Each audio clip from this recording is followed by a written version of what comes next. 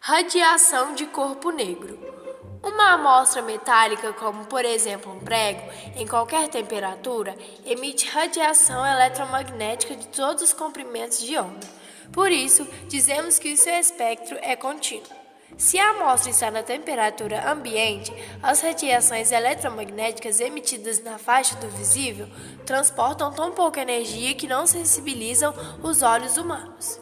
Se a temperatura da amostra é elevada até aproximadamente 850 kelvins, apenas as radiações eletromagnéticas emitidas na faixa que corresponde à cor vermelha têm energia suficiente para sensibilizar os olhos humanos, e a amostra parece ter uma cor vermelha escura. À medida que a temperatura da amostra aumenta também gradativamente a quantidade de energia das radiações eletromagnéticas de todos os comprimentos de onda. A amostra apresenta então os olhos humanos, depois da cor vermelha escura, em sequência as cores vermelha viva, laranja, amarela, azul e finalmente branca.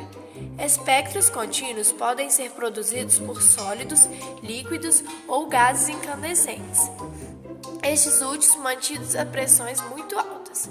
A temperatura da fonte pode ser determinada pela análise do espectro. A mecânica quântica nasceu em 1900, com o trabalho de Planck, que procurava descrever o espectro contínuo de um corpo negro. Espectro eletromagnético. As equações clássicas de Maxwell, que governam o campo eletromagnético, aplicadas a uma região do espaço em que não existem cargas livres nem correntes elétricas, admitem uma solução ondulatória, com o campo elétrico E e o campo magnético B, variando harmonicamente, um perpendicular ao outro e ambos perpendiculares à direção de propagação, definidas pelo vetor C, que representa a velocidade da onda. O modo da velocidade de propagação das ondas eletromagnéticas no vácuo é tomado, por definição, como sendo exatamente C igual a 299.792.458 metros por segundo. Radiação é o processo de transferência de energia por intermédio de ondas eletromagnéticas. A palavra radiação, como definida minutos antes, significa o processo de transferência de energia por ondas eletromagnéticas. Essa palavra também é usada na literatura científica e no cotidiano, como sinônimo de onda eletromagnética. É usual dizer, por exemplo, que o Sol emite radiação eletromagnética.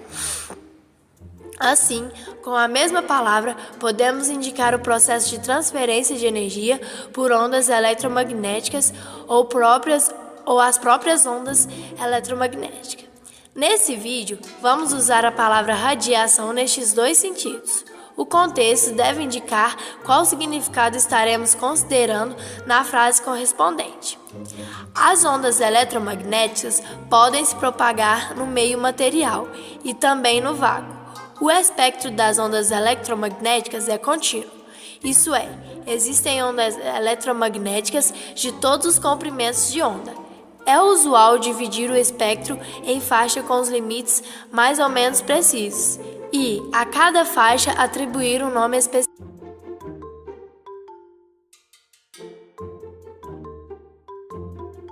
Lei de radiação de Planck, não apenas o Sol, mas qualquer corpo cuja temperatura Kelvin é diferente de zero, emite ondas eletromagnéticas. Para discutir o espectro da radiação emitida por um corpo, isso é, a energia emitida por unidade de área, por unidade de tempo e por unidade de comprimento de onda, vamos supor que temos um bloco a certa temperatura e que no interior desse bloco existe uma cavidade. A substância que forma o bloco não é transparente, a radiação eletromagnética. Os átomos das paredes da cavidade emitem radiação eletromagnética para o seu interior e, ao mesmo tempo, absorvem radiação eletromagnética provenientes dos outros átomos das paredes. Quando a radiação eletromagnética no interior da cavidade atinge o equilíbrio térmico com os átomos das paredes, o conteúdo energético da radiação emitida pelos átomos num dado intervalo de tempo é igual ao conteúdo energético da radiação absorvida no mesmo intervalo de tempo. Então, a densidade de energia, que é a quantidade de energia da radiação no interior da cavidade por unidade de volume, é constante. Isto significa que a densidade de energia associada à radiação de cada comprimento de onda, ou seja, a distribuição de energia dentro da cavidade, é bem definida. A distribuição de energia não depende da substância que é feito o bloco. Na verdade, a distribuição de energia depende apenas da temperatura Kelvin do bloco, atribuindo um pequeno orifício numa das paredes da cavidade. Podemos analisar a radiação que escapa por ele. A radiação que escapa é uma amostra da radiação no interior da cavidade e, portanto, tem a mesma distribuição de energia. A radiação que escapa do orifício é chamada radiação de corpo negro. O orifício é o corpo negro. Usualmente, definimos corpo negro como o corpo que absorve toda a radiação que nele incide. Como nada reflete, ele aparece, os nossos olhos de cor negra, e daí vem seu nome. Assim, como é um absorvedor perfeito, um corpo negro é também um emissor perfeito. Toda a radiação que incide no orifício vinda de dentro da cavidade atravessa e chega ao exterior. Como absorve toda a radiação que vem de dentro da cavidade e emite essa mesma radiação para fora? O orifício é um corpo negro. A energia emitida por um corpo negro por unidade de área, por unidade de tempo e por unidade de comprimento de onda é dada por Lei do deslocamento de Wien. Para cada temperatura, existe um comprimento de onda para o qual a energia emitida pelo corpo negro é máxima.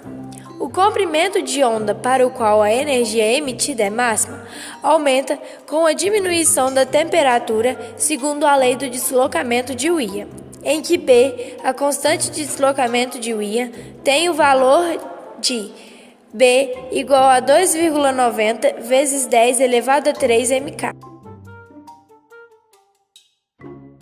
Um corpo negro com temperatura de 850 kelvins emite radiação eletromagnética visível apenas na faixa que corresponde à cor vermelha. Portanto, se um corpo real tem um espectro como o do corpo negro, ele emite radiação visível com intensidade suficiente para que possamos perceber com nossos olhos quando sua temperatura alcança cerca de 850 kelvins. Nesse caso, ele parece ter uma cor vermelha escura. Lei de Stefan Boltzmann. A energia emitida por um corpo negro por unidade de área e por unidade de tempo em todos os comprimentos de onda, isto é, o fluxo da energia total emitida é proporcional à quarta potência da temperatura Kelvin. Lei de Stefan Boltzmann.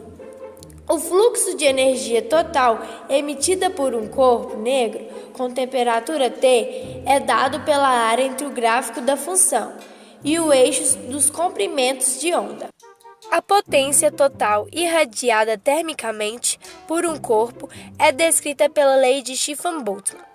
A temperatura deve ser dada em Kelvin.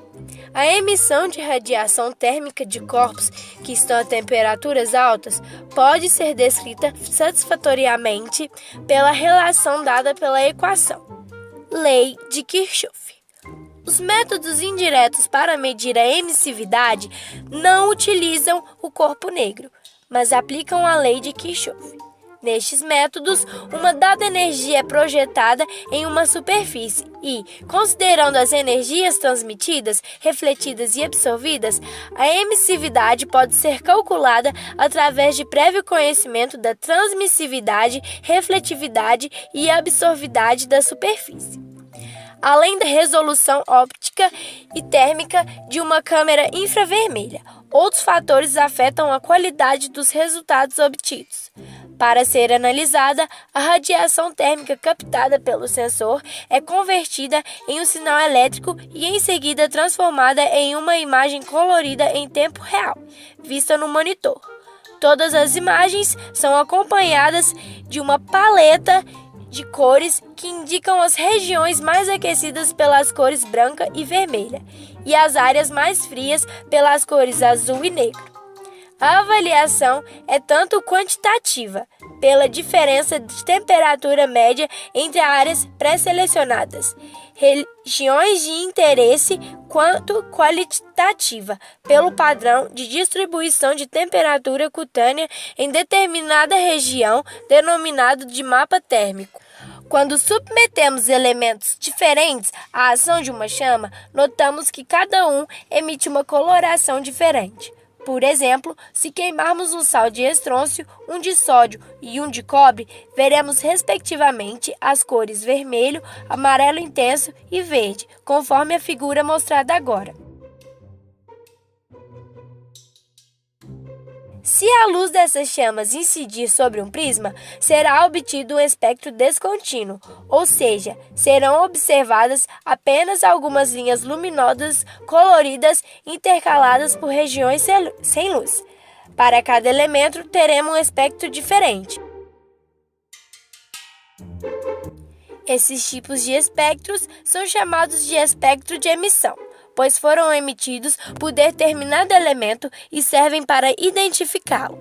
É possível conseguir espectros assim por meio de um feixe de luz, produzido em um tubo de descarga elétrica a elevadas temperaturas e baixas pressões, que contenha gases de determinados elementos, como o hidrogênio ou como os gases nobres. O Sol emite luzes de todas as cores, do vermelho ao violeta. Porém, ao passar pela atmosfera terrestre, os gases presentes absorvem a luz do Sol, exatamente nas cores que emite. Esses tipos de espectros são denominados espectros de absorção. Baseando nessas observações, Kirchhoff criou 3 leis para a espectroscopia, que são: 1. Um corpo opaco quente, em qualquer dos 3 estados físicos, emite um espectro contínuo. 2. Um gás transparente, como os dos gases nobres que vimos agora, produz um espectro de emissão, com o aparecimento de linhas brilhantes. O número e a posição dessas linhas serão determinados pelos elementos químicos presentes no gás. 3. Se um espectro contínuo passar por um gás, a temperatura mais baixa, o gás frio causa a presença de linhas escuras, ou seja, será formado um espectro de absorção. É o que ocorreu com o espectro da luz do Sol, ao passar pelo gás do sódio. Nesse caso, o número e a posição das linhas no espectro de absorção também dependem dos elementos químicos presentes no gás.